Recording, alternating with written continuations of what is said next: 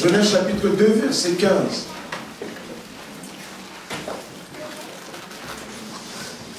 Après ces deux versets, nous irons immédiatement en Genèse chapitre 3, verset 1. Genèse chapitre 2, verset 15. L'Éternel Dieu prit l'homme et le plaça dans le jardin d'Éden pour le cultiver et pour le garder. L'Éternel Dieu donna cet ordre à l'homme. Tu pourras manger de tous les arbres du jardin, mais tu ne mangeras pas de l'arbre de la connaissance du bien et du mal, car le jour où tu en mangeras, tu mourras. Le serpent, Genèse chapitre 3, verset 1, le serpent était le plus rusé de tous les animaux des champs que l'Éternel Dieu avait fait. Il dit à la femme, Dieu a-t-il réellement dit, vous ne mangerez pas de tous les arbres du jardin? La femme répondit au serpent, nous mangeons du fruit des arbres du jardin. Mais quant au fruit de l'arbre qui est au milieu du jardin, Dieu a dit, vous ne mangerez point, et vous n'y toucherez point, de peur que vous ne mouriez. Alors le serpent dit à la femme, vous ne mourrez point. Mais Dieu sait que le jour où vous en mangerez, vos yeux s'ouvriront, et vous serez comme des dieux, connaissant le bien et le mal. La femme vit que l'arbre était bon à manger et agréable à la vue, et qu'il était précieux pour ouvrir l'intelligence. Elle prit de son fruit et en mangea. Elle en donna aussi à son mari qui était auprès d'elle, et il en mangea. Les yeux de l'un et de l'autre s'ouvrirent, ils connurent qu'ils étaient nus, et ayant cousu des feuilles de figuier, ils s'en firent des ceintures. Alors, ils entendirent la voix de l'Éternel Dieu qui parcourait le jardin vers le soir, et l'homme et sa femme se cachèrent loin de la face de l'Éternel Dieu, au milieu des arbres du jardin. Amen. Je vous invite à prier. Seigneur, nous te bénissons, Père éternel, pour ta parole. Seigneur, je te prie, Père éternel, de toucher cet auditoire. Seigneur, de me toucher moi-même par ton Esprit Saint, de manière à ce que ta parole soit annoncée avec efficacité, Père éternel. Que ta parole encourage, que ta parole relève. Seigneur, que toi, tu sois le Dieu ce matin du nouveau départ. Nous te bénissons, Père. Que l'honneur, la gloire te reviennent. Amen. Amen. Amen. Le livre de la Genèse, comme son nom l'indique, est le livre de la création du monde. Nous apprenons que le monde n'est pas le fruit du hasard, mais l'expression de la volonté de Dieu. Dans cette création de Dieu, l'homme en est le couronnement. L'homme et la femme sont le couronnement de la création de Dieu. À l'homme et à la femme, Dieu va donner le mandat de gouverner cette création. Autrement dit, de se multiplier, de remplir la terre, de la sujettir, de dominer sur les poissons de la mer, sur les oiseaux du ciel et sur tout animal qui se meut sur la terre. La capitale de ce lieu de gouvernance s'appelait Éden. C'était un lieu, un jardin plus exactement, créé par Dieu lui-même. C'était le lieu de la rencontre entre l'homme, la femme et Dieu. Dans ce jardin, on pouvait entendre vers le soir la voix de l'Éternel qui parcourait le jardin. Éden était un lieu d'une beauté extraordinaire. Il nous est dit qu'il y avait en son sein toutes sortes d'arbres.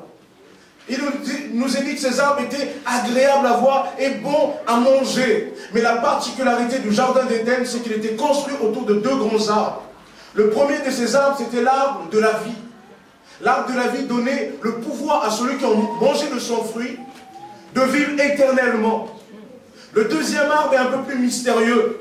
C'est l'arbre de la connaissance du bien et du mal.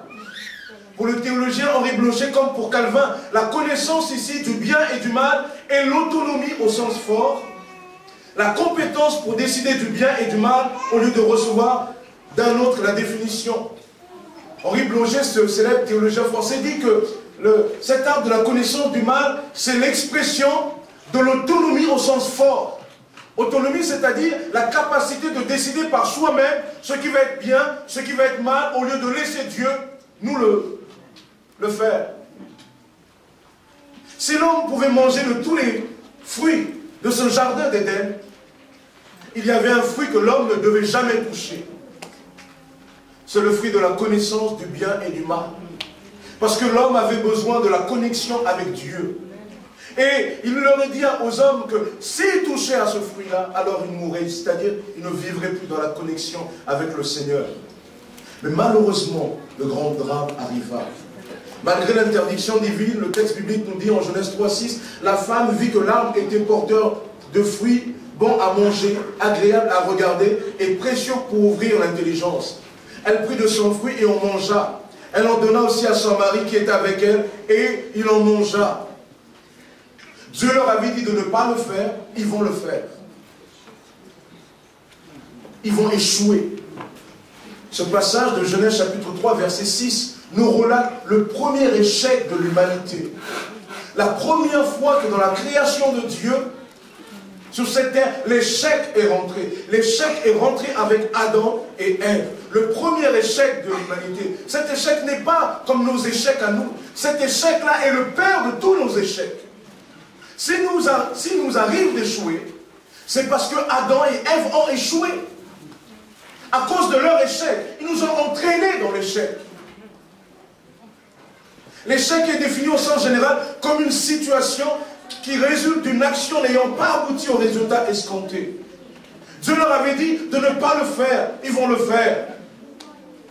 C'est le résultat négatif, nous dira Larousse, d'une tentative, d'une entreprise, d'un manque de réussite. Les synonymes, c'est la défaite, c'est l'insuccès, c'est le revers. D'où l'expression subir un échec. Cela arrive à chacun de nous, peut-être de passer par des échecs. Peut-être que vous passez justement par des échecs en ce moment. Ces échecs peuvent être de toutes sortes d'ordres. Ça peut être scolaire. La rentrée se présente et voici que l'année dernière, on a échoué. On est obligé de reprendre les cours. Et ce n'est pas évident ces échecs-là, souvent avec la pression. Les parents qui attendent que leur enfant soit des bons médecins, soit des bons ceci. Je crois que les parents n'ont plus trop le rêve de voir leur enfant être enseignant. C'est devenu un métier maintenant dangereux comme être policier, je crois. Mais il y a une pression pour un jeune, de la part de ses parents, de la part de la société, pression scolaire, pression professionnelle. J'envoie toutes sortes de CV et je n'y arrive pas, ça n'aboutit pas. J'ai entendu dire que souvent certaines personnes pouvaient envoyer jusqu'à 200, voire plus de CV par mois. Ne serait-ce certains d'autres, même par semaine. Échec sentimental. On n'arrive pas à avoir une relation stable. Et quand on s'engage avec quelqu'un, voici qu'on rencontre de la déception. Souvent même de la tromperie. Échec relationnel. La difficulté à être connecté avec les autres, à développer une relation normale, épanouissante avec les autres. Échec spirituel. L'homme passe par toutes sortes d'échecs. La Bible présente certains croyants qui sont passés par des échecs. Et j'aimerais que nous nous arrêtions aujourd'hui sur Pierre. D'ailleurs, l'apôtre Pierre, quand il rencontre Jésus, c'est au moment où la veille, il était passé par l'échec. Je vous invite à ouvrir en Luc, chapitre 5, verset 1. Luc, chapitre 5, verset 1. Comme Jésus se trouvait auprès du lac de Génézareth, et que la foule se pressait autour de lui pour entendre la parole de Dieu, il vit au bord du lac deux barques, d'où les pêcheurs étaient descendus pour laver leurs filets. Il monta dans l'une de ces barques, qui était à Simon, et il le pria de s'éloigner un peu de terre.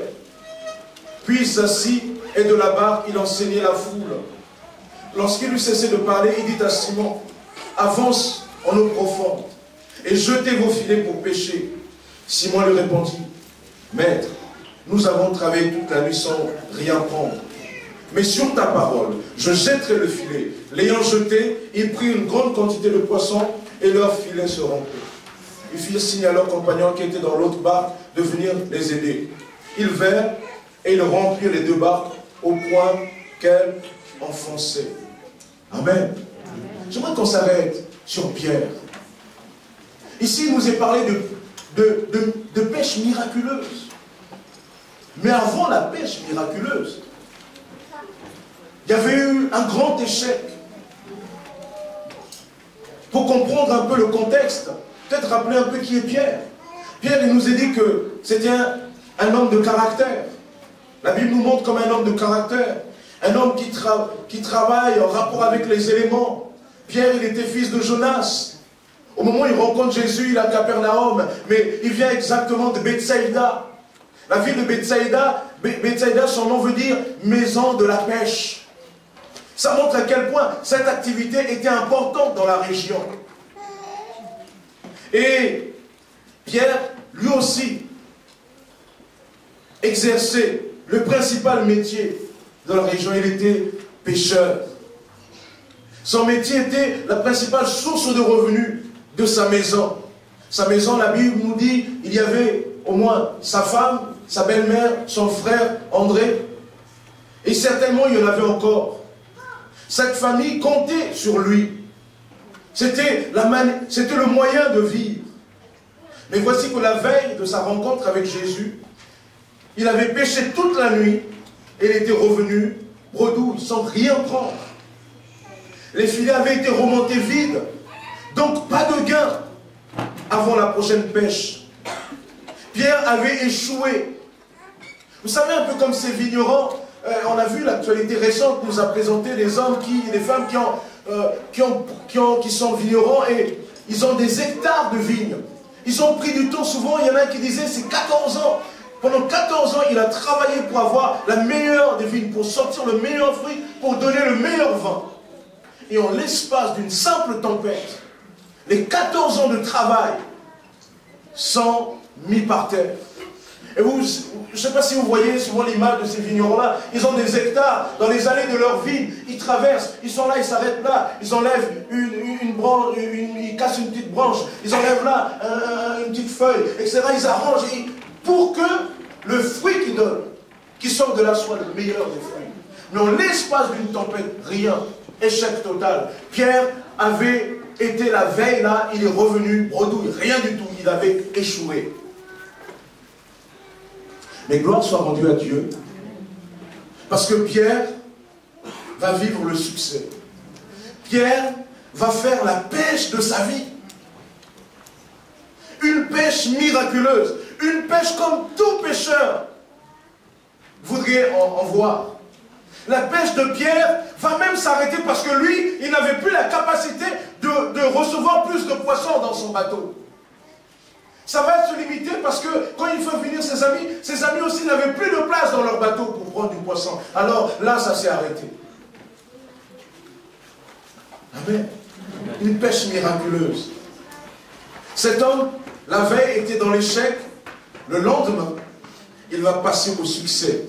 Peut-être que toi, tu es dans l'échec, toi aussi. Tu t'es reconnu dans ce que j'ai dit tout à l'heure. Tu rencontres des échecs et certains rencontrent même des échecs à répétition. J'aimerais ce matin méditer avec toi sur le chemin du succès. Qu'est-ce qui a fait que Pierre a eu du succès? La Bible nous présente au moins 3 éléments qui ont été à l'origine du succès de Pierre. Le premier des éléments est que Jésus était là. Amen. Amen. Jésus était là. La veille, Jésus n'était pas là, il était tout seul, mais là, Jésus était là. Amen. Jésus, la Bible le présente comme la parole de Dieu. La parole vivante de Dieu.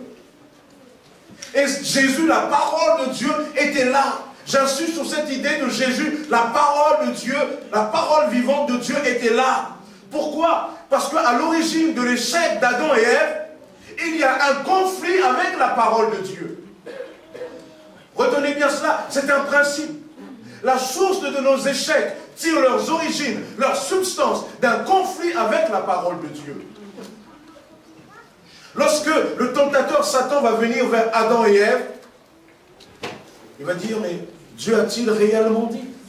Il va remettre en doute la parole de Dieu dans leur cœur. C'est ça la raison de l'échec. Et ils vont écouter le tentateur. Ils vont mépriser la parole de Dieu. Et à ce moment-là, ils vont rentrer dans l'échec. S'il n'y a pas la parole de Dieu dans ta vie, les échecs t'en vivront encore. Vous allez me dire, mais moi, ça m'arrive en tant que chrétien de rencontrer des échecs. Mais laissez-moi vous dire, ça dépend déjà de ce que vous appelez échec, si ce n'est pas dû à votre désobéissance. Mais autrement, certaines choses nous paraissent comme des échecs, alors que la réalité, c'est souvent un moyen de Dieu pour nous conduire dans le succès, dans la réussite, dans la victoire. Amen. Amen. À l'origine de tout échec, il y a un mépris de la parole de Dieu. On ne peut pas bâtir un succès, une réussite, sans la parole de Dieu. Or, béni soit Dieu, Jésus était là. Jésus, la parole de Dieu était là. Un jour, Dieu va dire à Josué de prendre la suite de Moïse.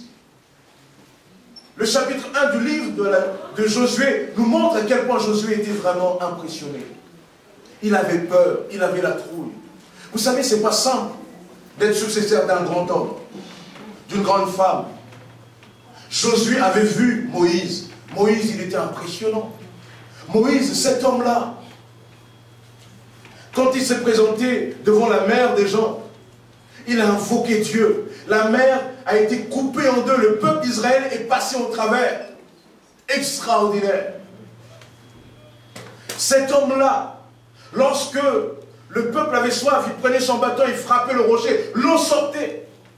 Cet homme-là a invoqué Dieu. La manne descendait du ciel. Les cailles descendaient du ciel. Cet homme-là, il se tenait le matin jusqu'au soir devant Israël. Et chacun venait apporter son problème parce qu'ils avaient besoin du conseil de Dieu. Il donnait le conseil de Dieu d'une manière extraordinaire. Et un jour, Dieu va dire à Josué, c'est à ton tour de marcher à la suite d'un tel homme. Imaginez que vous arrivez dans un travail, vous devez occuper des responsabilités, parce que celui qui était avant vous, ou bien est allé à un poste au-dessus, ou bien a été muté, et on vous explique, à celui qui était là avant, a été extraordinaire, trop fort. Ça ne vous met pas la pression. Ah, ça met la pression. Il n'y a pas mieux pour vous mettre la pression. À l'autre là, c'était génial, c'était un homme vraiment, quand il... Ah ouais. Vous vous rendez compte qu'il y a une sacrée pression. Josué a vécu cette pression-là. La pression de ne pas échouer. Quand on a côtoyé un homme, réussi. Mais Dieu va expliquer à Josué le secret de Moïse. Pourquoi Moïse réussissait. Dieu va dire à Josué que ce livre de la loi ne s'éloigne pas de toi. Médite-le jour et nuit pour agir avec fidélité, conformément à tout ce qui est écrit. Car c'est alors que tu auras du succès dans tes entreprises. C'est alors que tu réussiras. Dieu dit à Josué, écoute, si Moïse avait réussi, ce n'était pas parce qu'il tenait le bâton de telle façon, ou en direction de Jérusalem, ou en... Non, non, non, si Moïse avait réussi, c'est parce qu'il avait serré dans son cœur ma parole. Et si ce livre de la loi ne s'éloigne pas de toi, que tu le médites jour et nuit pour agir fidèlement et conformément à ce qui est écrit, c'est alors que tu auras du succès dans tes entreprises. Autrement dit, Dieu dit à Josué, tu auras de la réussite si la parole de Dieu est là dans ta vie. Amen. Amen. À l'origine de tout échec, il y a un conflit avec la parole de Dieu. Souvent, on est chrétien, on a entendu la parole de Dieu. Dieu nous dit, tu es chrétien, tu m'appartiens, je suis venu te chercher, mais ce que tu fais n'est pas conforme à ma volonté. Mais voici qu'on se laisse séduire par le tentateur, peut-être parce qu'il est beau, parce qu'elle est belle. Mais Dieu ne change pas. Beau, belle, Dieu ne change pas. Quand la Bible dit que celui qui se marie dans le Seigneur, c'est pas de la rigolade. Ce stand peut vous sortir la parole que vous voulez. Et encore peut-être que vous pourrez trouver de la faiblesse, de telle sorte que si vous lui glissez peut-être un petit billet, il pourrait dire ce que vous voulez. Mais Dieu, il n'accepte jamais les pots de vin. Jamais. Jamais. Dieu, il dit, et c'est comme ça. C'est la Bible. Il y a des fois, on trouve que tel prédicateur, il est sévère, mais laissez-moi vous dire, ce n'est pas une question de sévérité, c'est la Bible. Il y a des gens qui disent, mais la Bible devait évoluer, devrait se moderniser. La Bible peut se moderniser? Non, parce qu'elle n'a jamais été vieille, la Bible. La Bible, c'est la Bible. C'est nous qui changeons. Et si nous voulons le succès, nous devons revenir sur les principes de Dieu. Il n'y a pas de succès sans la parole de Dieu. Vous savez pourquoi? Parce que la Bible nous dit que Dieu, le Père, a décidé de bâtir toutes choses par sa parole. Il nous a dit, au commencement était la parole était avec Dieu et la parole était Dieu. Tout a été fait par elle. Rien de ce qui a été fait n'a été fait sans la parole. Il est dit de cette parole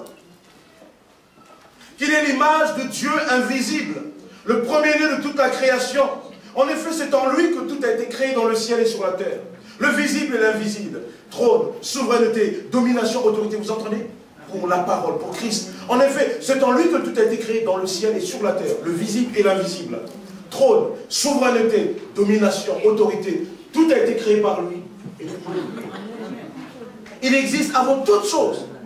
Et tout subsiste en lui. Ça veut dire que Dieu ne fait rien sans la parole. Rien. Tout ce qui arrive dans le monde, visible comme invisible, c'est toujours au travers de la parole. La Bible dit que Dieu soutient tout par sa parole. Or, Jésus-Christ est la parole de Dieu. Et il dit, Jean chapitre 14, verset 6, « Nul ne vient au Père que par moi. » Ah oui. Nul ne vient au Père que par moi. Tu peux te tourner, te prier vers la Mecque. Il y aura un moment donné, pour voir le véritable ciel, il faut passer par Jésus-Christ, la parole. Tu peux prier les vendredis, tu peux prier les samedis, tu peux prier les dimanches. Si tu ne passes pas par Jésus, alors il n'y a pas d'espoir pour toi. Amen. Dieu crée tout par sa parole. Le visible, notre corps, il nous crée. David a pu dire, je te loue de ce que je suis une créature merveilleuse. Dieu crée tout par sa parole. Et laissez-moi vous dire que Dieu crée aussi le succès par sa parole. Amen. Dieu a décidé de tout créer par sa parole. Rien, comprenez bien, il n'y a rien, mais absolument rien, infiniment rien que le Père ne fasse sans sa parole. Amen. Et la Bible nous dit même qu'il fait tout pour sa parole. Amen. Sa parole, c'est son Fils bien-aimé. Il fait tout pour lui. Comme un père fait tout pour son enfant. C'est pour cela que Pierre, s'il fallait passer par le succès, il fallait absolument que Jésus soit là. Amen. Parce que Dieu fait tout par la parole. Ah oui, c'est comme ça. Dieu ne bâtit pas simplement notre salut par la parole, mais Dieu fait tout le reste par sa parole. Voilà pourquoi le chrétien doit être affermi dans la parole. Voilà pourquoi le chrétien doit marcher dans la parole pour avoir le succès. Amen. Amen. Dieu fait tout par la parole. Lorsque Adam et Ève ont échoué, ils ont entraîné le monde dans le péché, alors Dieu, pour nous sauver, qu'est-ce qu'il fait? Il envoie encore sa parole, parce qu'il ne fait rien sans sa parole. Amen. Amen. Premier des principes, pour aller sur le chemin du succès, il faut que la parole de Dieu revienne dans notre vie. Et la Bible nous dit que Jésus était là, ce jour-là. La veille, Pierre avait péché, mais Jésus n'était pas là. C'est son expérience qui avait joué. Mais Jésus n'était pas là. Mais là, Jésus était là. Jésus était là. Amen. Deuxième des principes, il ne suffit pas que Jésus soit là. Il faut encore faut-il que Jésus soit au bon endroit. Il faut que Jésus soit au bon endroit. Vous entendez? Jésus n'était pas là sur la rive. Jésus était où? Dans la barque. Dans la barque. Jésus était dans le lieu même où Pierre avait expérimenté l'échec. N'est-ce pas? Cette même barque qu'il avait pris, il était parti la veille, il n'avait rien obtenu, il était revenu bredouille, et il est rentré. C'était la barque de l'échec. Mais Jésus est monté dans la barque de l'échec. Il ne suffit pas que Jésus soit là, mais il faut qu'il soit dans notre barque. Il faut qu'il soit dans la barque de l'échec. Il faut qu'il soit dans notre vie complètement. Laissez-moi vous dire, je vous ai dit tout à l'heure que lorsque Dieu, l'homme pêche, Adam et Ève échouent, le péché entre dans le monde. Voilà comment Dieu résout le problème. Il envoie sa parole. Mais il envoie sa parole comment? Il envoie la parole dans la chair. Amen. Pourquoi? Parce que pour la Bible, la chair, la nature humaine, est le centre névralgique du problème. Le centre névralgique de nos échecs. Romains 7, 15. Car lorsque nous étions dans la chair, écoutez bien, les passions des péchés provoqués par la loi agissaient dans nos mondes, de sorte que nous portions des fruits pour la mort. Plus loin, il nous est dit, nous savons en effet que la loi est spirituelle, mais moi je suis charnel, vendu au péché, car je ne sais pas ce que je fais. Je ne fais point ce que je veux, et je fais ce que je hais. Or, si je fais ce que je ne veux pas, je reconnais par là que la loi est bonne. Et maintenant, ce n'est plus moi qui le fais, mais c'est le péché qui habite en moi. Ce qui est bon, je le sais, écoutez bien, ce qui est bon, je le sais, n'habite pas en moi, c'est-à-dire dans ma chair. J'ai la volonté, mais non le pouvoir de faire le bien. Le problème de notre vie, de nos échecs, c'est nous, c'est la chair, c'est notre nature humaine. C'est là qu'il y a le centre névralgique du problème. L'échec se trouve là. C'est là qu'il y a le quartier général de l'échec. Paul dira, dans cette chair-là, souvent je vois que telle chose est bonne, je veux le faire, mais je n'y arrive pas. C'est comme si mon corps est mort à ma volonté. Je veux, mais mon corps ne me suit pas. Comme s'il est mort à ma volonté. Je suis à même de vouloir, mais non pas d'accomplir.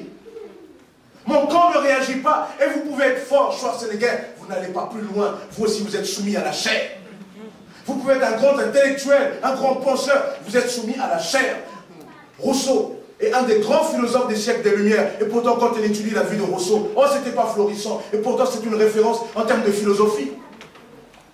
Ça nous montre à quel point la philosophie des hommes est vraiment dans l'obscurité. Et oui, je peux avoir toute la force, toute la connaissance. La chair domine. Il y a des gens qui peuvent dire, je suis libre, mais il n'empêche que le lendemain, tu feras le même geste. Je suis libre, moi. Regarde, t'es pas libre. T'es pas libre. Reconnais-le, t'es pas libre. Tu voudrais être libre. Tu penses être libre, mais tu n'es pas libre. Parce que quand tu t'assois, tu te rends compte que ça te domine. La chair. Il gouverne la chair. Et quand il est là, il faut quelqu'un de plus fort que lui. Et celui qui a été plus fort que lui, c'est celui qui a triomphé de la chair. Et la Bible nous dit, celui qui a triomphé de la chair, c'est Jésus-Christ. Alors Jésus, qu'est-ce qu'il fait? Il dit, Père, où est le problème? Le Père dit, dans la chair, Fils. Alors, le Fils dit, Père, alors je vais aller dans la chair. Parce que moi, je ne combats pas de l'extérieur. Je ne suis pas le Dieu de loin. Je suis le Dieu de près. Je prends le problème à la racine. Si c'est là le problème, alors je vais le prendre à la racine. Alors le Christ, la parole éternelle de Dieu, devient homme, dans un corps de chair, semblable à nous. Et là, il dit à la chair, maintenant on va voir qui est le plus fort. Amen. Et là, Jésus, la chair vient le tendre, les femmes.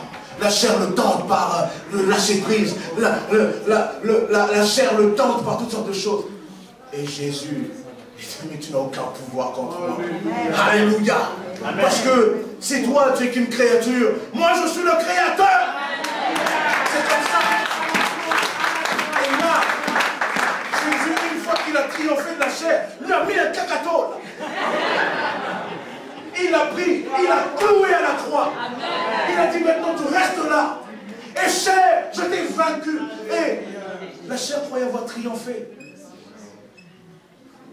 Mais Jésus était juste 3 jours dans la mort en train de préparer le grand maquillage pour sortir pour la victoire.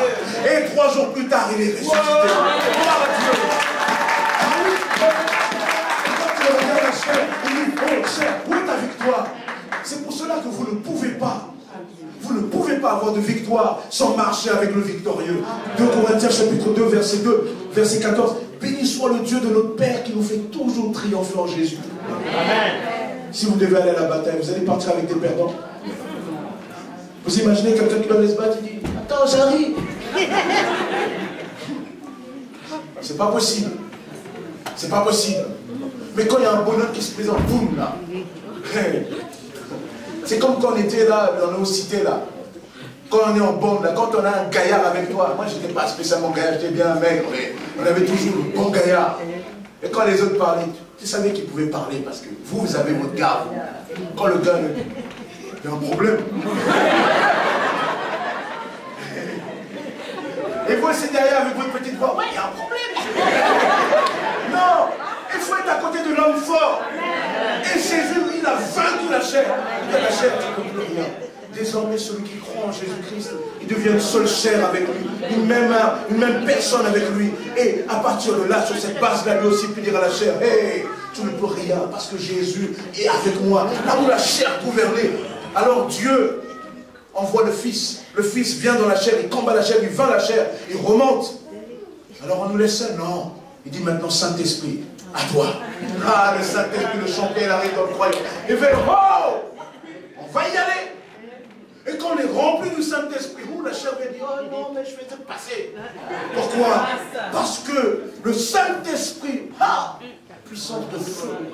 Amen. esprit de Dieu. Les fruits de la chair, c'est la colère. Mais quand le Saint-Esprit de Dieu est en moi, la patience, la maîtrise de soi, l'amour, le genre d'un bizarre, là, je l'aime en Jésus. C'est le fruit du Saint-Esprit. Alléluia, la chair. Là où j'avais du mal, je prends de la hauteur. Ah, parce que Jésus est avec moi. Et oui, c'est comme ça. Jésus, il n'était pas au loin, mais il était là où il y avait un problème. Et Jésus était dans la barque. On ne peut pas garder Dieu au loin, il faut que Jésus soit dans notre barque. Il faut que la parole de Dieu soit au centre de notre vie.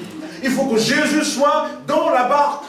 Il y a là un principe, il faut que Jésus soit dans la barque. Laissez-moi vous dire une petite minute. Vous avez remarqué que la barque, la veille, c'était la barque de l'échec, n'est-ce pas? Amen. Et bien dans cette même barque-là, Jésus est monté, il a commencé à annoncer l'évangile. Il a commencé à annoncer l'évangile. Les âmes ont pu se tourner vers Dieu. Vous savez, peut-être on peut se dire, mais Seigneur, ma chair, ma vie a été inutile, Dieu ne s'en est jamais servi, j'ai jamais pu, etc. Mais ben, laisse-moi te dire qu'avec toi, Dieu peut encore faire quelque chose. Alléluia. La barque, peut-être qu'on t'appelait échec. Vous savez, il y avait un homme dans la Bible comme ça. Il s'appelait Onésime. Onésime veut dire utile. Mais cet homme-là, parce qu'il était sans Jésus, il était inutile à son maître, parce qu'il était esclave. Apparemment, il serait peut-être fui avec la caisse. Il était inutile à son maître, il était inutile à l'œuvre de Dieu. Mais lorsqu'il rencontre Jésus-Christ, lorsque la parole de Dieu vient dans sa vie, ce qu'il portait en lui, ce utile, se révèle. Ah oui. Quand la parole de Dieu est en toi, quand Christ est au centre de ta vie, alors tu vis ce pourquoi Dieu t'avait créé. Le but pour lequel Dieu t'avait créé, son service. Peut-être tu dis, mais j'ai échoué. Frère, sœur, laisse-moi te dire, Dieu peut encore faire quelque chose avec toi. Pierre avait échoué la veille, mais le lendemain, Jésus était là et il avait réussi. Alléluia. Amen. À Dieu soit la gloire. Oh oui, la barque de l'échec, Dieu est capable de le transformer en barque de victoire. Amen. Amen. Il faut que Dieu soit au centre. Il faut qu'il soit au centre dans notre vie. Vous savez, Dieu a été créé, pardon, quand je dis Dieu est créé, je corrige. Dieu est. Dieu est, et ce qu'il est ne peut que régner. Dieu veut régner. Dieu ne peut pas être un premier ministre. Il ne peut pas être un petit soldat. Il est Dieu. Dans notre cœur, il y a comme un trône. Dieu ne peut pas être à côté. Il s'assoit. Amen. Et cela me fait dire qu'il ne suffit pas qu'il y ait la parole de Dieu dans notre vie. Il ne suffit pas qu'il soit là où il y a un problème, qu'on invoque Dieu sur notre problème. Mais encore faut-il que nous lui obéissions. Il faut qu'il soit au centre de notre vie, mais il faut que nous lui obéissions. Jésus a conduit la barque en eau profonde, grâce à l'obéissance de Pierre. La pêche miraculeuse a pu se faire grâce à l'obéissance de Pierre. Jésus dit à Simon, avance en eau profonde et jetez vos filets pour pêcher. Simon lui répondit, mais nous avons travaillé toute la nuit sans rien prendre. Ah oui, c'est pas évident. C'est pas évident. Pierre, il est tenté de sortir son expérience. Parce qu'il aurait pu se dire, oh mais toi, tu es un fils de charpentier, tu es un charpentier. Qu'est-ce que tu vas m'apprendre là? Moi, un homme de la mer, qu'est-ce que tu vas m'apprendre? Vous savez que vous ne pouvez pas passer en petit nageur de 50 mètres à un bonhomme qui va naviguer dans les eaux profondes. Ça s'apprend. Il y a une expérience. Il aurait pu dire, Pierre, oh la veille, on n'a rien pris. Et d'ailleurs, pardon, il le dit, la veille, on n'a rien pris, ça a échoué, il aurait pu... Mais il s'était passé quelque chose, c'est Pierre. La Bible nous dit que Jésus n'avait rien pour frapper les regards, n'est-ce pas? Il n'avait rien pour attirer les regards, rien. Vous auriez pu passer à côté de lui sans le remarquer. Mais il nous a dit que ce Jésus-là, lorsqu'il ouvrait la bouche, il se passait des choses. Un jour, les responsables religieux vont envoyer, les responsables du temple vont envoyer deux soldats pour aller arrêter Jésus. Alors ils viennent, là où Jésus est, au niveau du temple, là, et bon, il est en train de parler, il se dit certainement, bon ben, on ne va pas le freiner tout de suite, on va le laisser terminer quand même son discours, on est poli. Et voici qu'ils se mettent à l'écouter, l'erreur qu'ils ont commise. Ils se mettent à l'écouter. J'imagine, c'est peut-être qu'ils avaient leur petite langue, je sais pas, ou bien leur petit glaive là, tenez là, vous savez, comme les policiers là. Bon, maintenant tu passes là. Je sais pas pourquoi quand on pense aux policiers, il faut avoir l'accent marseillais, mais bon, ils sont venus certainement, ils écoutaient. Ah ouais. Ah ouais. Ah ouais. Ah. Il a dit à l'autre. Ils sont repartis, ils vont voir ceux qui les ont envoyés. Il dit alors, il est où? Il dit écoutez, les gars, jamais, vous entendez bien? Amen. Amen. Nous sommes des soldats du temps. On a entendu les gens parler, annoncer la loi, ce que dit Moïse. On a entendu les grands, les Gamaliels sont passés par là. On a entendu. Mais laissez-moi vous dire, jamais homme n'a parlé comme parle cet homme. Amen. Jamais. Il n'avait rien pour attirer le regard. Quand Jésus ouvrait la bouche. Oh, les disciples d'Emmaüs. Je vous ai dit, les disciples d'Emmaüs, qu'est-ce qui s'est passé? Ils sortaient découragés. Ils croyaient que Jésus était mort, il n'y avait plus aucun espoir, mais Jésus va les rejoindre. Et il leur a empêché de le reconnaître. Mais quand Jésus se met encore à ouvrir la bouche, il dit, mais notre cœur, quand il parlait, ne bouillait-il pas au-dedans de nous? Alors, qu'est-ce qui va se passer ce jour-là, Pierre? Il se dit certainement, oh, c'est un rabbin, c'est quelqu'un qu'on prend pour un grand, bon, ils vont emprunter ma barque, je vais lui laisser. Bon, ouais, vas-y, Jésus, etc. Et il se met à parler. Pierre, là, commençait à l'écouter.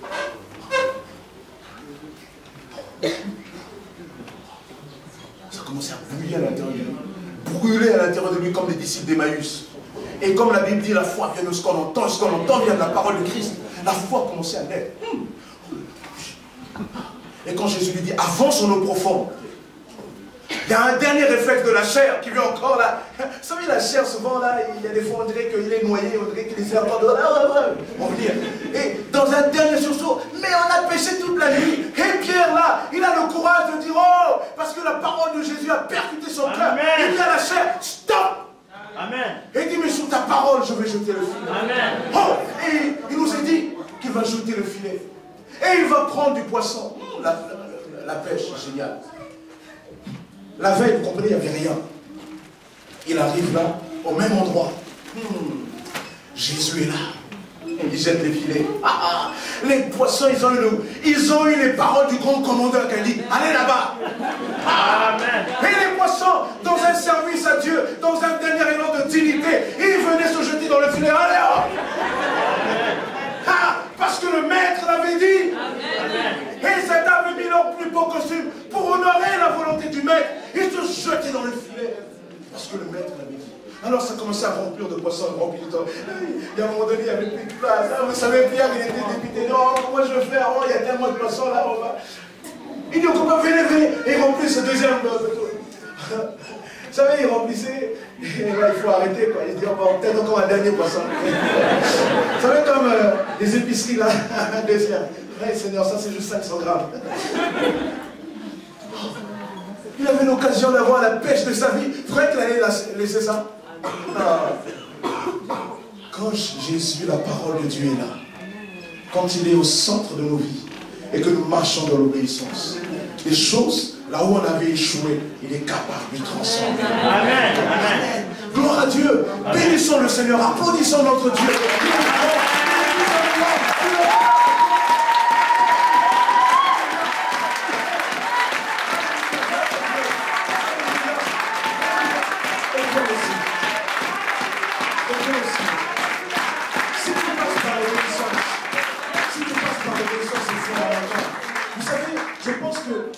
Je l'ai illustré un peu ces derniers temps. Je discutais avec un jeune sorti de prison et je lui disais cette parole. Je lui disais, mais tu vois, la vie c'est comme un pain posé sur une table. Je décide de couper ce pain, il y a un morceau pour moi, je mange. D'accord? Quand vous coupez le pain chez vous, que vous rompiez ou que vous coupez avec le couteau, il y a des miettes qui tombent. Un pain normalement constitué, à moins que ça soit un pain au cheval, mais un pain normal, ça coupe, ça laisse des miettes. Qu'est-ce que vous faites? Qu'est-ce que vous mangez? Les miettes ou le pain? Les morceaux? On est d'accord? On n'a jamais vu quelqu'un s'asseoir, là, mettre son tablier et dire je vais manger, régaler avec mes miettes. Jamais. Jamais.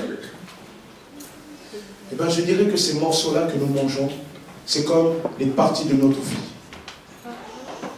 Et les miettes, c'est ce qui n'a pas de valeur.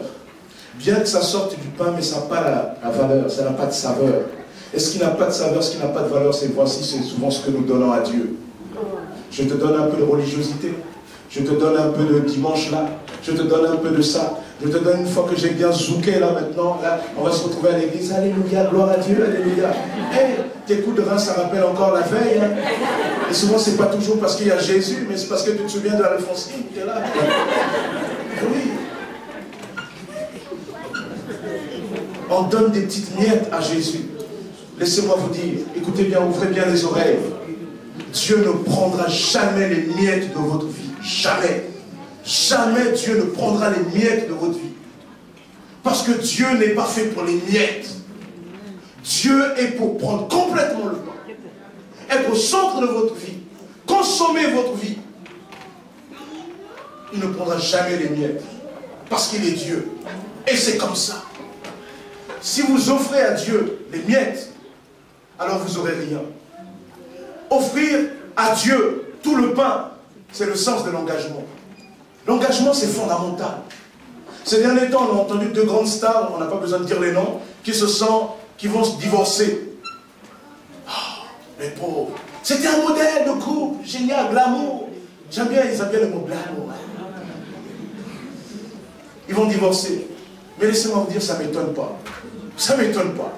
Parce qu'il y a quelques années de cela, j'ai lu, c'est l'année dernière, il y a 2 ans, j'ai lu, dans un magazine, en fait, ils avaient un drôle de mode de vie, ces deux-là. Ils s'aimaient tellement. Ils s'aimaient tellement que chacun avait sa maison. Mais ils étaient mariés officiellement, à mairie, tout ça mal. Mais chacun avait sa maison. Parce que pour garder peut-être son romantisme, je ne sais pas quoi. Foutaise. Foutaise. Quand on aime, on prend la dame.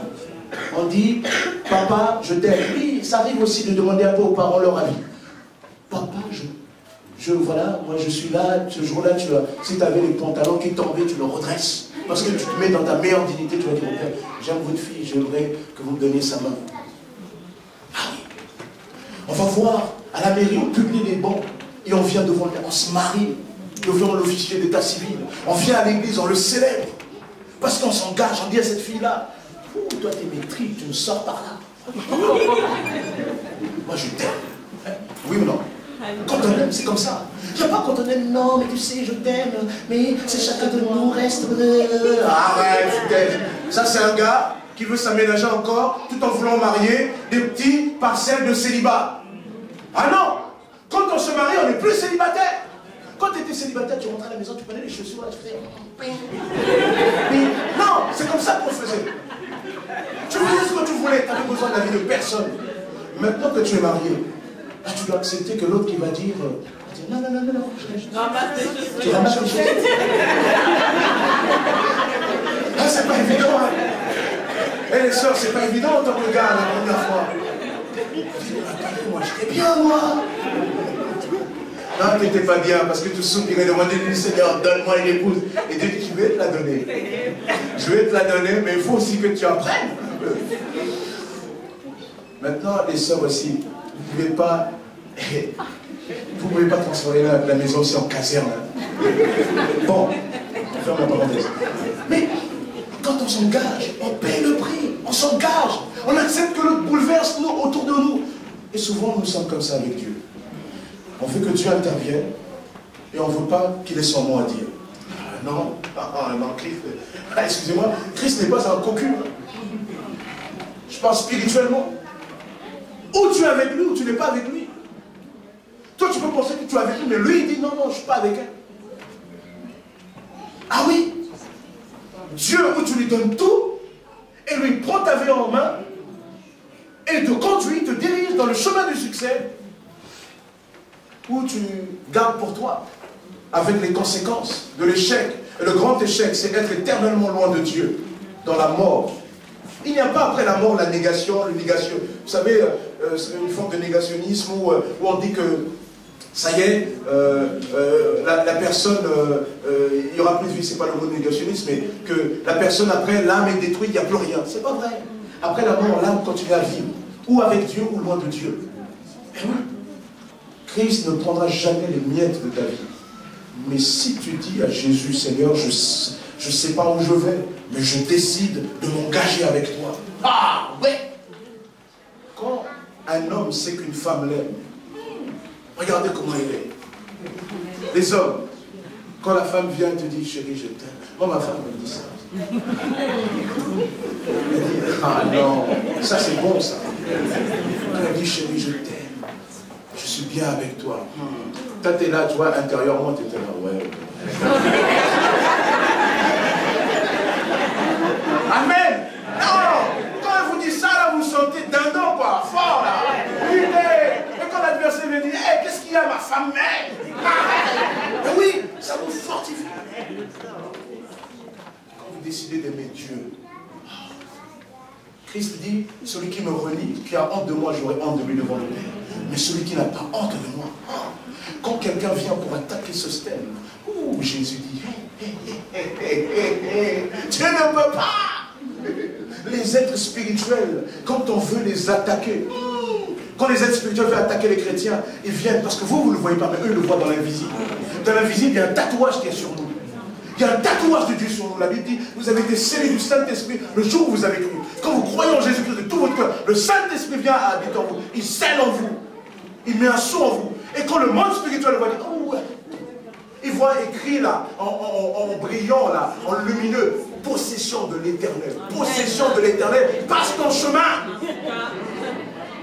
Ah oui. Parce que nous sommes à Dieu. Non. Nous sommes à Dieu.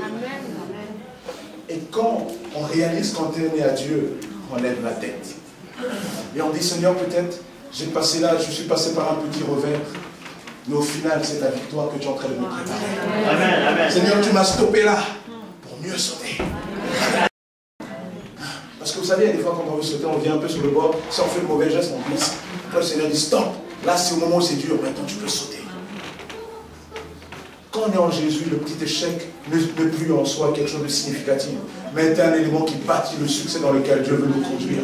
Alléluia.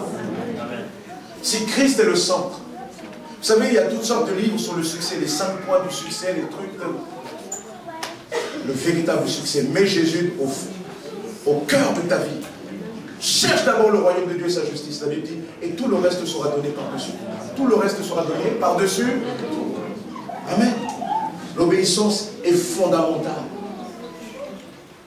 Si tu veux réussir, si tu veux qu'il y ait la réussite dans ta vie, tu as besoin, de la même manière que le premier échec a conduit tous les autres échecs, tu as besoin de remporter la première des victoires. Être d'abord en Jésus-Christ, celui qui a triomphé de tout. Et ainsi, cette victoire dans ta vie sèmera d'autres victoires dans ton quotidien. Amen. Que Dieu soit béni. Je vous invite à prier. Seigneur, béni sois-tu. Tu vois combien nous avons besoin de toi. Seigneur, tu es Dieu, tu ne changes pas. Oh Père, que l'honneur, la gloire et la puissance te reviennent. Seigneur, nous avons besoin de toi. Nous avons besoin de l'action de ton Esprit Saint. Nous avons besoin, Seigneur, de te demander pardon. Parce que souvent nous avons fait sans toi. Mais Seigneur, cet après-midi, nous te remercions de nous avoir parlé, de nous montrer que tu es celui qui veut nous conduire encore sur le chemin du succès. Mais la condition, c'est que tout soit au centre de notre vie et que nous marchions dans l'obéissance.